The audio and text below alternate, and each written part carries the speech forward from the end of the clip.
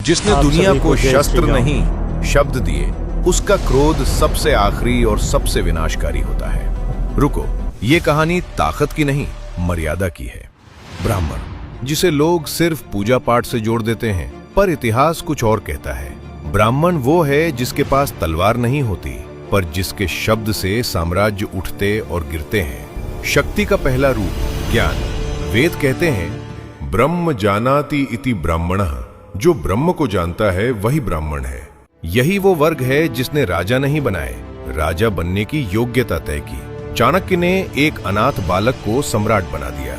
शंकराचार्य ने भारत को 4 दिशाओं में एक सूत्र में बांध दिया, बिना एक भी सेना के। जब ब्राह्मण क्रोधित हुआ, इतिहास गवाही देता है, ब्राह्मण का क्रोध क्षणिक नहीं होता, वो निर्णयात्मक होता है।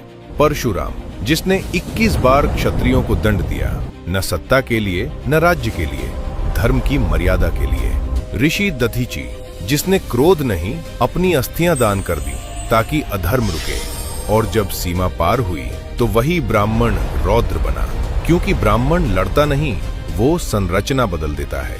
उसका शाप केवल व्यक्ति को नहीं, वंश और काल को बदल देता है। रावण विद्वान था पर मर्यादा भूला, परिणाम विनाश। ब्राह्मण की शक्ति क्रोध में नहीं, संयम में है। इसलिए वेद कहते हैं, ज्ञान जब मौन रहता है तो दुनिया चलती है, और जब ज्ञान बोलता है तो इतिहास बदलता है। ये वीडियो किसी से श्रेष्ठ होने के लिए नहीं है, ये याद दिलाने के लिए है कि जिस समाज ने तुम्हें ज्ञान दिया, उसे कमजोर समझने की भूल मत करना। जो इसे घमंड समझे वो अधूरा देखे, जो इसे इतिहास समझे वो पूरा शेयर करे। अगर आप मानते हो कि ज्ञान सबसे बड़ी शक्ति है, तो कमेंट में लिखो, नॉलेज इज रियल पावर।